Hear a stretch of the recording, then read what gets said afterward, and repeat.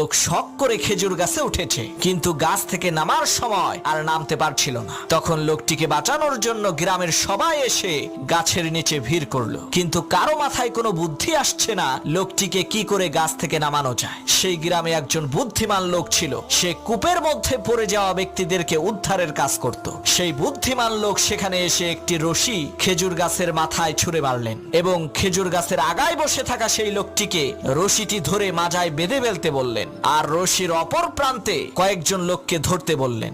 বুদ্ধিমান লোকটির কথা মতো তারা রশিটিকে ধরলেন। হঠাৎ করে সেই বুদ্ধিমান লোক বলল, এখন টান মারো।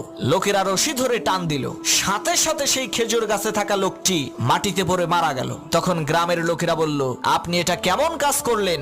লোকটা মরে গেল। তখন সেই বুদ্ধিমান লোক বলল, ভাই, এটা লোকটার কিসমতের দোষ, আমার কোনো দোষ নাই। এই একই টেকনিক খাটাইয়া অনেক মানুষকে আমি কুয়া থেকে বের করেছি।